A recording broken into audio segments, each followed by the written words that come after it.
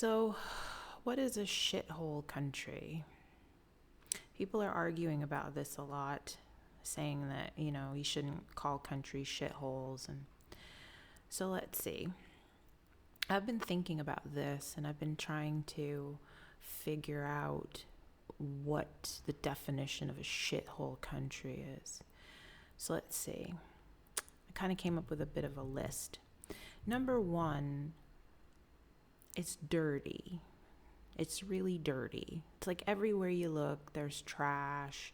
There's just, there's people like peeing in the street. Some people are even like taking a dump in the street. There's spit everywhere. Just people just spit everywhere all the time. It's just, you don't want to touch anything. You feel icky every single time you touch something. You just, you go into a mall and you're going up the escalator and you don't want to put your hands on anything, and you don't want to touch doors, and it's just dirty. It's just icky. You go stay in a hotel, they haven't cleaned it properly.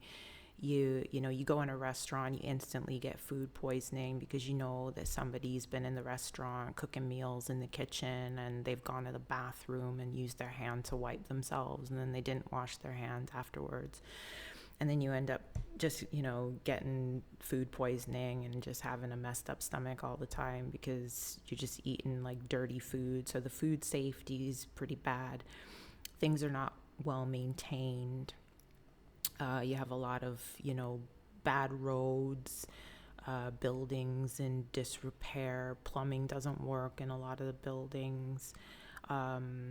But surprisingly enough, like usually like the government buildings are kind of okay, but the rest of the country is just kind of falling apart.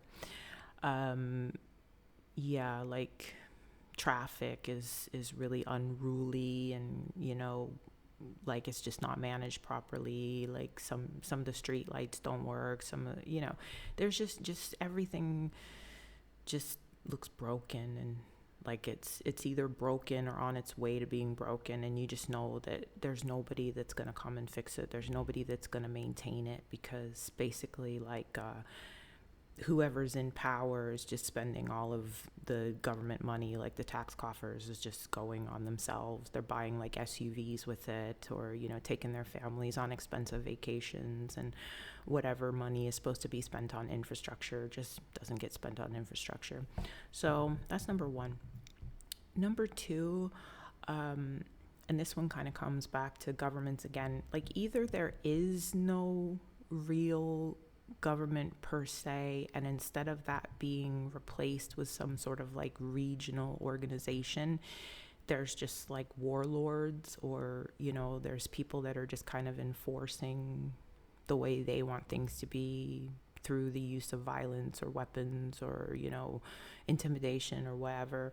So you just have no public safety. There's no sort of there's no way to know that somebody's not going to like come and knock on your door and just drag you out of your house and you'll just vanish forever with no trial. Like, things like that happen just on a regular basis. There's no way to take anybody to court and actually get a proper trial and have people actually, like a judge actually sit and judge something according to the actual law, because the law is just kind of whoever is holding the gun to whoever's head. That's the law. People come and take your children and force them to join the army, things like that. And so the people living there just don't have any sense of safety or security, and they're just desperate. They're desperate to get out because of it, because they know that the longer they stay in that environment, the more chance they have of actually, having something really horrible happen to them or a member of their family. So, people are really like willing to risk their lives, literally, to get out of that country or out of that situation. And then number three, I would say just any country where people haven't realized that the way they're living, if they're living in those particular situations, they haven't realized that that's just absolutely not the right way to live. Like you shouldn't drop your trash everywhere. You shouldn't hand power over in your country to warlords. You shouldn't, allow that to happen.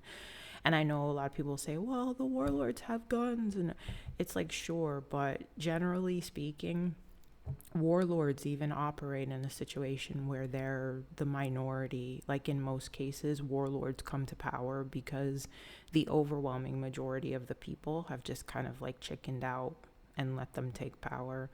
Because if you have like, a small army with like maybe 50 people compared to like the entire population of a country, and then the entire population of the country just sits back and kind of allows the warlords to take over, that basically just means that like most people, especially the men in those countries, are just kind of cowards, and they're just not willing to fight for what they know is right. They're just more interested in protecting their own asses than making sure that, their families and their children and the people in the country are safe and have a good life. So I would say countries where people don't understand, they don't even have the beginning of understanding as to the way things should be. And even when they look outside of those countries on social media, movies, whatever, and they see that other people are not living that way, that other people actually have clean streets and they have infrastructure that works, and there's not trash everywhere and people spitting everywhere and people pissing in the middle of the street, and there's no warlords, and they see that places like this exist. They don't even think to themselves that they should try to establish that for themselves in their home country. And quite often, they will go to another country, they'll immigrate to another country, and they'll try to establish the same kind of crappy system that they ran away from in the new country, which is always baffling to me, and yet it happens all the time. So I would say that, if anybody out there fits into any of those three categories, like, where you live fits into one of those categories, or where you came from fits into one of those categories, or your mentality fits into thinking that one of those three categories is A-okay, then, you probably came from a shithole country. Sorry to tell you. Bye-bye.